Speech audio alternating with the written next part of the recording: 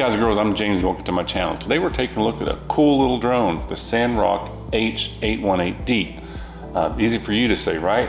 But anyway, so it's this price on Amazon right now, but it's $20 off. So that brings this drone down to under $50, and it has multiple batteries and a really nice remote. And if it looks really familiar, well, it should, because it is a clone of what's been considered by many to be the best beginner mini drone of all time, and that's the Ryze Tello with DJI technology. But this one is this price on Amazon right now, so it's twice as much as this one, but this one only comes with one battery and no remote. Best Buy right now, they're $159 if you want multiple batteries, but it still doesn't come with a remote. So if you want multiple batteries, it's $160. You can't even buy a remote for it. You have to go to a different vendor, and like this GameStar, I think this was $49. So you're over $200 into the Ryze Tello for a beginner drone, and which puts it way too close to the price point of the DJI SC, which is $299.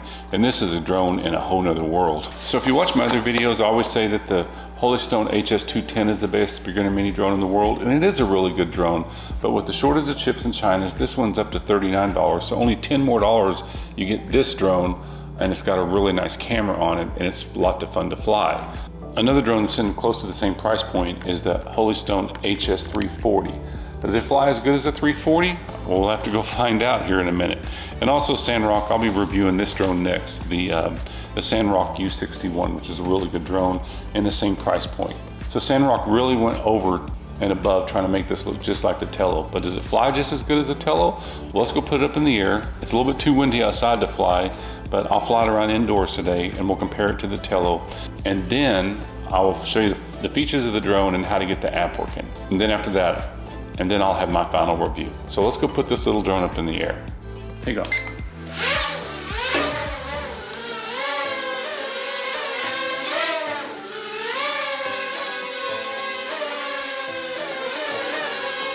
So it seems to be drifting a little bit to the right. So we want to push, no, now it's holding altitude really good.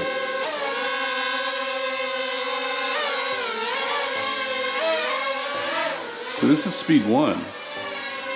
Speed 1's pretty quick.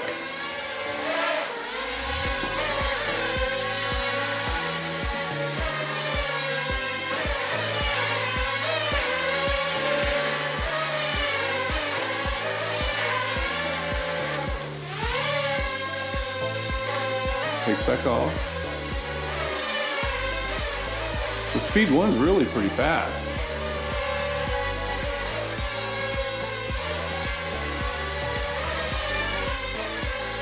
Wish it wasn't so windy outside. So if I'd have bumped it into the wall like that with the Tello, as soon as you touch it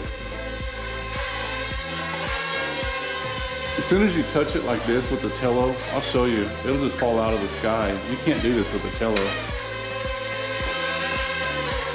Oh wow.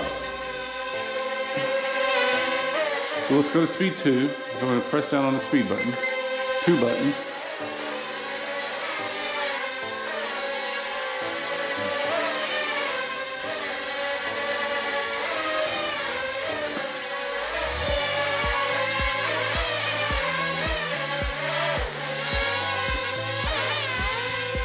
All right, let's try a flip.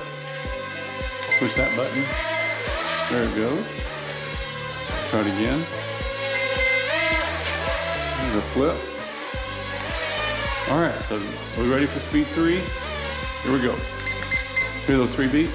Now we're in speed 3. Man, I almost wouldn't fly it in speed 3 indoors. That's why.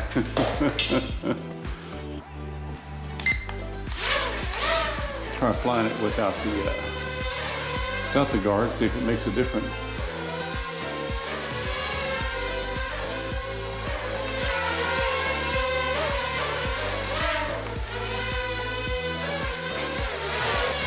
Man, speed 1's really fast. I don't, for speed 2, speed 3, I wouldn't even fly at speed 3 inside. It's too fast. So here's a picture taken with the Sanrock, and here's a picture taken with the Tello. So the pictures are really close, but here's a video taken with the Sanrock, and it's a little jittery even though the picture's good. And then here's a video taken with the Tello, and it's a lot better. So the camera's video quality on the Tello is way better. So let's go over the app and the features of the drone and how to get it up in the air. All right guys, let's see what she weighs in at. She weighs in at 75 grams, and the Tello weighs in at 86 grams. So the Tello is a little bit heavier. So how much is 75 grams? 75 grams is about the weight of a small Huggy. All right guys, so it comes with the drone, 2 batteries, extra props, a prop removal tool, a handy dandy screwdriver, a charging cable, nice remote. The phone goes down here. And on these props, they are labeled A and B, so make sure that you get them on the right ones if you damage one of the props. And also use the prop removal tool to pry it off. Don't pull it off with your hands or you'll end up just pulling the wires out of the motor. So on the drone, you power it on by pushing this button here. I really like the lights on it when it's flying. I don't know how much that really runs the battery down though. It does not have an optical flow sensor like the Tello does, but it seems to hold altitude really well. Even though it's a little bit lighter than the Tello, you can tell that the body's just a little bit larger. But they look really almost identical. It will even fit in the case that I got for the Tello. So it's kind of confusing because the battery will go in either direction, but just remember that the charging port goes on the top and then it slides right in.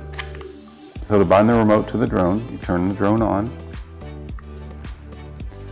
turn the remote on, and then you go up and down on the left side. And that binds it. Make sure it's on a flat, level surface and then pull down into the right on both joysticks. And it'll beep again. And now if you push the button, it'll take off. So it does come with a nice instruction manual. You want to open it up to page 16 to get to the app so you see the iOS. I'm going to use my iPad, but I'm going to fly it with my phone. So you put the QR code and it will take you to the website. Then you go to the App Store and it's the FYDRC and you download it. Once it's downloaded, you can open it up and this will be full size on your phone. What you want to do first is you want to turn the drone on, go back out of the app, go into your settings, go to your Wi-Fi. So it's this Wi-Fi Z34BE. You think it would say something about it being Snaptane, but it doesn't. So once you get hooked that up, you go back, you open up the app, and then you can see that the camera's on. It's a really good camera. Wish it wasn't so windy outside, I could fly it outdoors, but look at that color saturation. So when you go from light to dark, it takes a minute, but it focuses really good. So thanks so much for watching my review of the Sanrock H818D. Do I think it's better than the Tello? No, but it's really close, but I think it's a much better deal. I really do. It flies really well. Is it good for indoors? Man, I wish Speed 1 was just a little bit slower because Speed 1 is still really fast, which makes it difficult to fly indoors. So I still think if you're wanting to fly indoors to learn how to fly a drone, I still say go with like the HS210 or another type of mini drone. If you're wanting a drone with a camera to have a lot of fun with for a Christmas present, this is a great drone. How does it compare to Sanrock's other drone that's close to the same price point, the U61? Well, you'll have to watch and find out, and I'll do the review on this one. This is the same drone as the Lulin U61 that I did a while back, and this is a really nice drone and pretty easy to fly indoors. And also it's got the continuous covered prop, as these prop guards can fall off when you're flying it. I still like the HS340 a little bit better, and it's close to the same price point, but this is still a really good buy. So if you bought one, congratulations on starting with the mini drone, because it's so important to learn the orientation of a mini drone first. So if you got something out of this, please like and subscribe. Subscribers mean everything to me on this channel, and I'll see you in the next one.